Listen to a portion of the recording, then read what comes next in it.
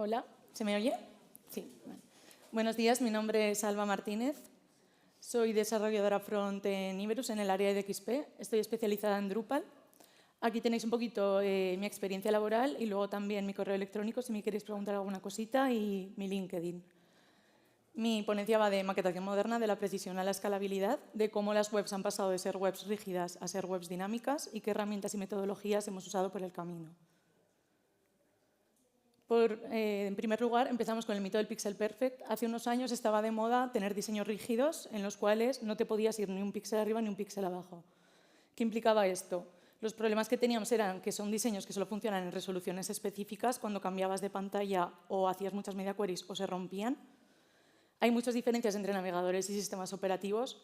Yo ha habido ocasiones que me he pegado más tiempo luchando contra Internet Explorer que maquetando propiamente. Y luego tiene un alto mantenimiento, ya que pequeños cambios requieren ajustes en todo el código. Hay que hacer un cambio de mentalidad, de la precisión a la flexibilidad. ¿Esto qué implica? Se diseña para sistemas, no para píxeles fijos. Hay que aceptar ligeras variaciones como parte de la experiencia. No siempre se va a ver 100% igual en todos los dispositivos, pero sí se va a ver correctamente. Y se prioriza la escalabilidad y la reutilización del código. Antes, hace unos años, se maquetaba por páginas, tenías tenías bloques duplicados, remaquetados en varios sitios, tenías que hacer un cambio, eso implicaba hacerlo en varios sitios. A día de hoy se maqueta por componentes, se carga el componente en la página que lo quieres cargar y solamente se carga el CSS cuando ese componente está cargado, no carga todo el rato. Vamos a hablar un poco de crear diseños que se ajusten dinámicamente sin perder el control con varias herramientas modernas de CSS. El primer elemento es el uso inteligente de unidades relativas y viewport units.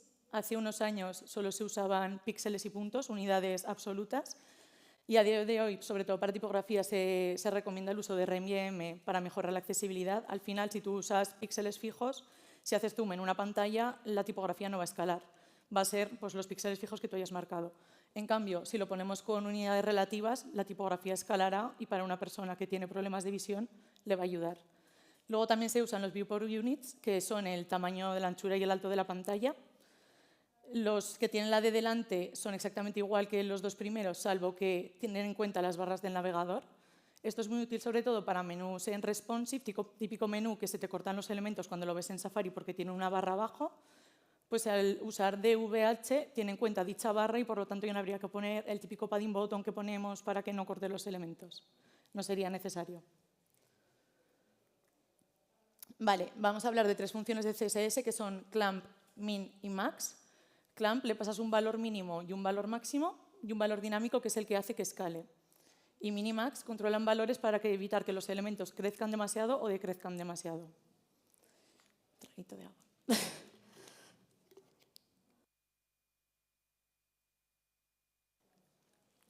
Vale, empezamos con el uso de min y max. Seleccionar el valor más pequeño o más grande de una lista de elementos. En este caso tenemos un ejemplo con min, donde le estamos pasando como valores el 100% y 400 píxeles. Como es el mínimo, el ancho siempre será el menor entre 100 y 400.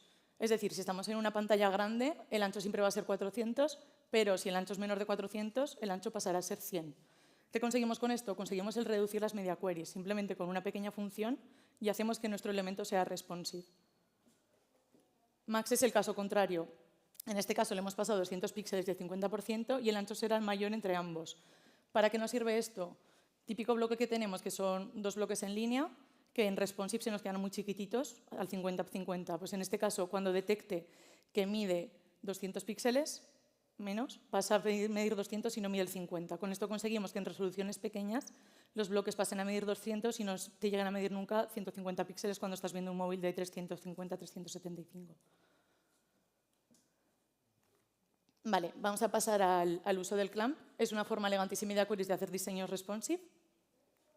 El clamp sobre todo se usa en tipografías y como os decía antes se define un valor mínimo, un valor máximo y un valor dinámico que es el que hace que vaya escalando.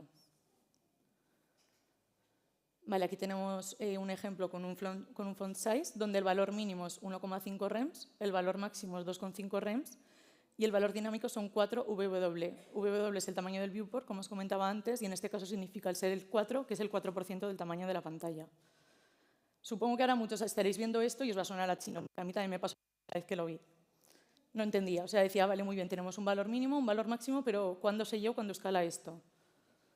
Es tan sencillo como hacer una regla de 3. Al final, un rem son 16 píxeles, a no ser que tú alteres el estado de forma natural. Por lo tanto, 1,5 son 24, 2,5 son 40 respectivamente.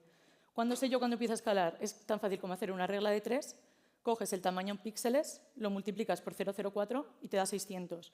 En el momento que el tamaño del viewport sea 600, la tipografía va a empezar a escalar. ¿Cuándo para? Hacemos lo mismo. Cogemos los 40 píxeles del otro tamaño, lo multiplicamos por 0,04 y el tamaño es 1000. Cuando llegue a 1000 píxeles, el tamaño deja de escalar. Y durante el tamaño intermedio de 600 a 1000, durante esos 400 píxeles, la tipografía va creciendo. ¿Por qué es útil esto? Con esto nos aseguramos de que en dispositivos pequeños la tipografía nunca va a ser menos de 24 píxeles y que en pantallas grandes nunca va a medir más de 40. Aquí tenemos un ejemplo de una maquetación de cómo sería con píxeles rígidos y con rem y clamp. Por un lado, en el apartado rígido tenemos puesto que el contenedor mide 800 píxeles, tiene un padding de 32 y los textos están con tipografías en píxeles fijos. En cambio, en el lado de rem y clamp tenemos puesto que el contenedor tiene un ancho flexible del 100%, el padding en rems y que los textos también tienen una tipografía con clamp y unidades relativas. ¿Qué diferencia tiene uno con otro? Aquí vemos la versión PC y la versión móvil. En la versión PC ambos dos se ven bien, con la diferencia de que en el diseño flexible el diseño ocupa el 100% y el otro 800 píxeles. El problema viene cuando vamos a visualizarlo en dispositivos móviles. El diseño rígido se desborda porque tiene un ancho fijo a 800 y la tipografía tampoco escala. En cambio, si vemos el diseño flexible, vemos cómo se adapta porque tiene unidades relativas en el ancho y aparte la tipografía está escalando y se ha hecho más pequeña. Para verlo más claro, he creado un GIF para que veáis que de 600 para arriba la tipografía escala, pero luego ya no encoge más cuando va hacia abajo.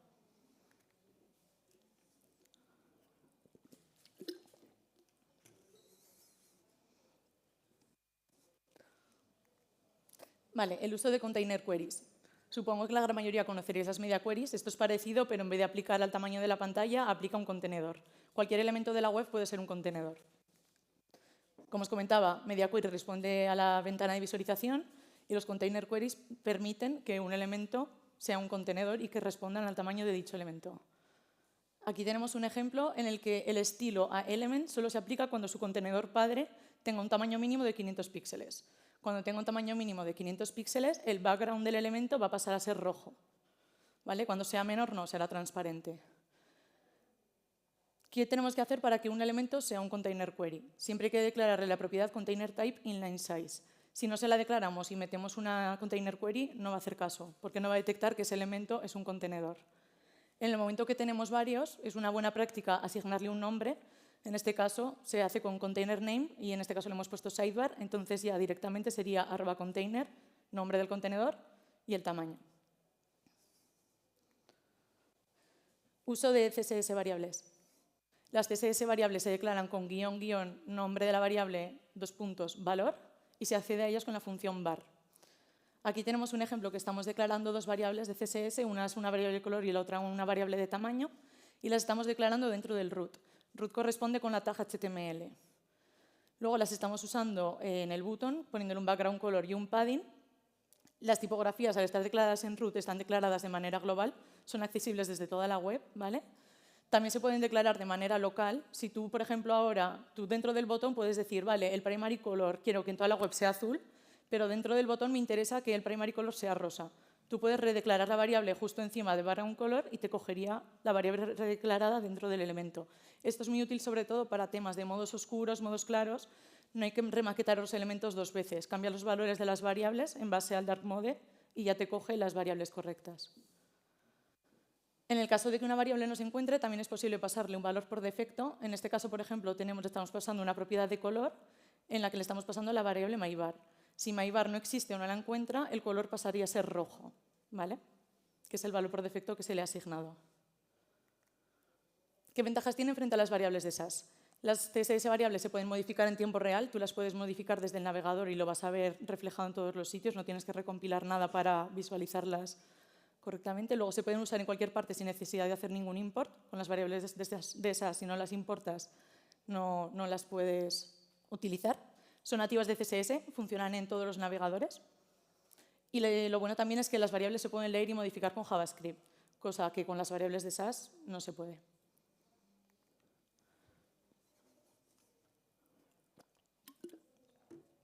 Vale, vamos a pasar a la parte de componentes reutilizables y escalabilidad. Por un lado, hay que cambiar el chip, como os comentaba. En lugar de diseñar páginas, hay que diseñar por componentes y sistemas. No sé a vosotros, pero yo me acuerdo hace unos años que me llegaba una web nueva y me mandaban un diseño de la home entera, un diseño del listado de las noticias entera y un diseño del detalle de la noticia entera. ¿Qué hacía yo? Maquetaba la home entera, maquetaba el listado de noticias entero. Ahora no. Ahora tanto los maquetadores como los diseñadores lo hacemos todo por componentes. En el día que me llega un diseño, me llegan los componentes diseñados y luego en base a esos componentes construyen las páginas. Con la maquetación es lo mismo. Antes maquetábamos páginas completas, teníamos una CSS inmensa que se llamaba Responsive, que te podías encontrar ahí la jungla. Y ahora no, ahora lo tenemos todo bien ordenadito, bien colocadito y ya solo lo cargamos cuando carga dicho componente. ¿Vale? ¿Esto qué implica? Evita que repitamos código y mejora el mantenimiento del proyecto. Vamos a hablar de dos metodologías de CSS. La primera es BEM, que es Block Element Modifier. BEM está compuesto por tres patas. El bloque, que es el bloque independiente, en este caso sería una car. ¿Vale? El elemento, que es una parte del bloque, pero que deja de tener sentido si no está dentro del bloque, se define con dos guiones bajos. Y el modificador, que es una variación tanto del bloque como del elemento, que hace una modificación de estado, de apariencia, de tamaño, se define con dos guiones medios.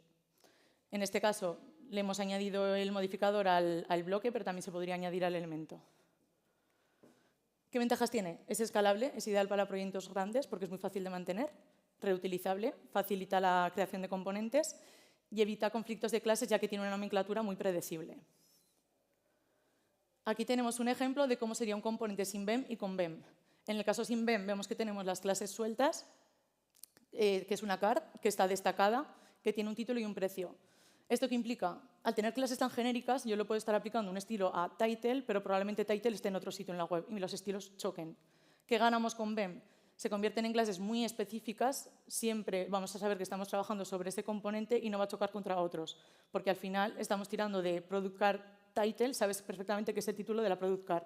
En el otro caso, podría ser cualquier título de la web. Aquí he hecho una explicación de cómo sería maquetación con CSS, pero lo bueno que tiene también BEM es que con la anidación con el nesting sería tan fácil como maquetar poniendo product card y no haría falta repetir todo el selector del title, simplemente poniendo ampersand __ title, ya podrías maquetar sobre title. Vale, entonces se vuelve un CSS mucho más fácil de leer. Vale, vamos a pasar a SMAX. Es una metodología que se basa en una serie de principios para organizar y escribir el CSS. Básicamente, para que lo entendáis, corresponde con la estructura de carpetas de un tema. ¿Vale? Está compuesto por 5 categorías. Por un lado tenemos base, que es donde van los estilos base, las tags de HTML maquetadas, los HNs, los Ps, etc. La categoría de layout, que es donde van las estructuras que controlan el diseño en general, como puede ser header, footer, layouts de varias columnas. La parte de module, que es donde van los componentes reutilizables, es donde irían los componentes de BEM que hemos estado viendo ahora.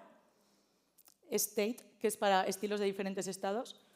Siendo sincera, yo la de State casi no la uso porque veo un poco absurdo el tener una CSS extra para hacer un hover pudiéndolo hacer dentro del propio componente.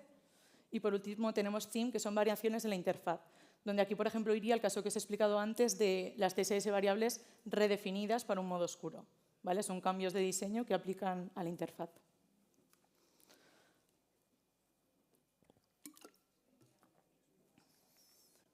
Vale, por último, pasamos al apartado de Utility First. Utility First es un enfoque que se basa en la idea de usar clases de utilidad predefinidas para aplicar estilos, como márgenes, colores, tipografías. Aquí tenemos un ejemplo donde se está aplicando un padding, un color de fondo y un texto en blanco. ¿Qué ventajas tiene esto? No se repite el código, tú al final tienes las clases definidas una vez, esas clases tienen asignada la propiedad y por lo tanto no se repiten en ningún sitio. Tiene fácil mantenimiento, es fácil de gestionar, pero también tiene desventajas. El HTML se vuelve muchísimo más grande. Al final, si son elementos de maquetación muy complejos, vas a tener que añadir muchas clases para que eso se visualice correctamente. Y luego también tiene una curva de aprendizaje muy grande, ya que si no te conoces las clases, te va a costar casi más maquetarlo con estas clases que maquetarlo propiamente dicho si eres un desarrollador front. El framework Utility First más conocido es Tailwind CSS.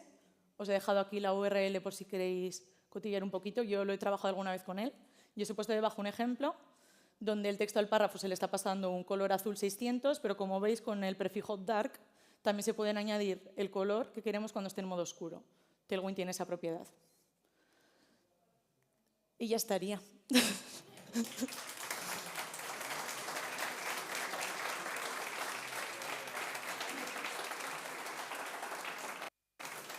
No sé si tenéis alguna pregunta. Vale.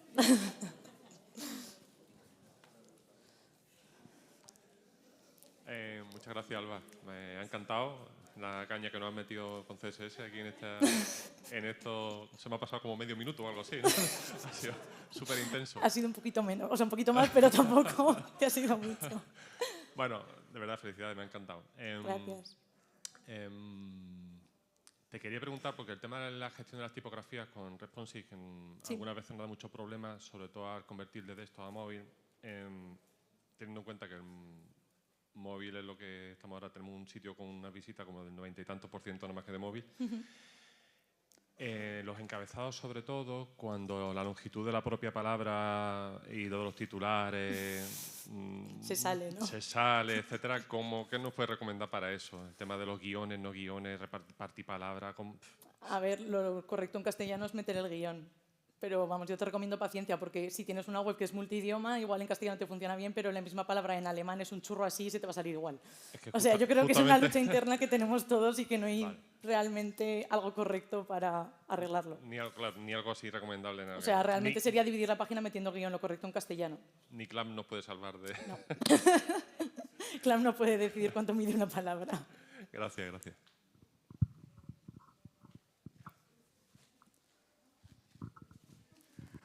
Hola, buenas. Enhorabuena por la charla. Gracias. Te voy a poner un compromiso. ¿Cómo implementamos esto en WordPress? Pues es que de WordPress no tengo ni idea. Si quieres, digo cómo implementarlo en Drupal. O sea, hay que ser sincera. Vale, bueno, en ese caso te respondo un poco, quería ver un poco por dónde ibas. Hay sistemas que te permiten implementarlo directamente, Tailwind o otros plugins que sí que permiten hacerlo. O sea que no es difícil, pero es un cambio de estructura y de mentalidad. Era un poco buscar ese apoyo. Por ejemplo, en Drupal hay temas ya contribuidos que tiran de Tailwind. Pero claro, en WordPress no lo sé. O sea, no te sé decir. Muchas gracias. Nada. ¿Hay alguna pregunta más? ¿No? Pues ya está, a tomar un café.